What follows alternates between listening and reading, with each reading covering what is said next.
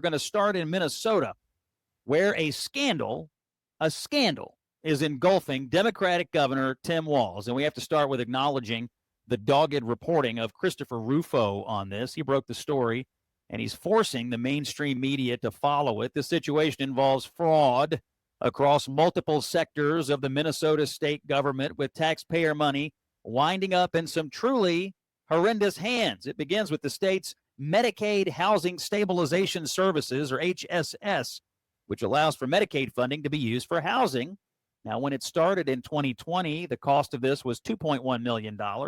Next year, it was $21 million. Next year, $42, then $74, and finally, a $61 million program in the first half of 2025 alone.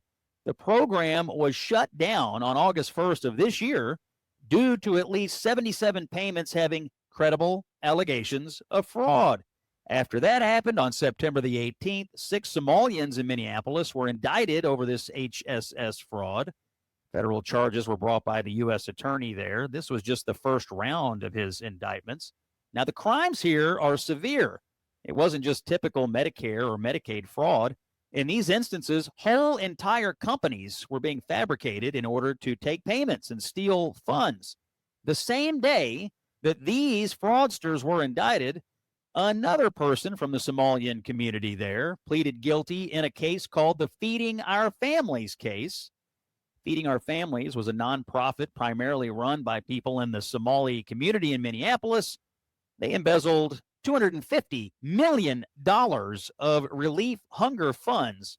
This was one of the largest of the COVID-era fraud schemes. Just 6 days after this round of indictments went down, another one was served, this time for a woman named Asha Farhan Hassan, also from Minneapolis. She was involved in a $14 million fraud against the state. Now, here's what she would do: approach families in the community and have their children registered into autism therapy services, regardless if they had autism or not.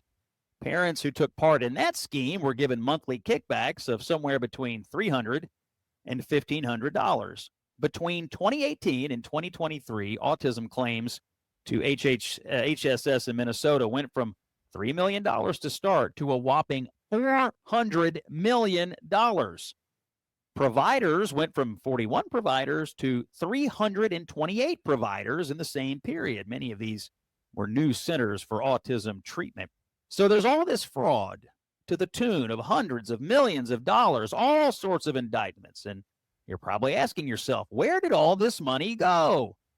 If only it were as simple as fancy cars and expensive jewelry, but it's not. It looks like it may have wound up in the hands of terrorists. Al-Shabaab, to be exact. That Al-Shabaab, the Al-Qaeda offshoot. So you had Somalis embezzling money from American taxpayers. The money is being sent back to Somalia, and there it's winding up in the hands of terrorists. In 2023, about $1.7 billion wound up back in Somalia of U.S. taxpayer money. What does this all mean politically? Well, for starters, Tim Walz continues to be one of the worst governors in America. Congratulations to Gavin Newsom for being off the hook for now. This is truly, truly some of the worst stuff that we have ever seen out of state government. Walz turned a blind eye to all of it. And now Minnesota taxpayers are footing the bill for terrorism in the Middle East. It's more than obvious Tim Walz should, well, if he doesn't resign, at least should be ousted in 2026 when his term is up. Anyone complicit should be prosecuted. And there are serious questions about what's going on in Minneapolis. What other crimes have occurred, and what lengths have people gone to enrich themselves? A lot of questions going on in Minneapolis right now, thanks to the reporting of Christopher Rufo.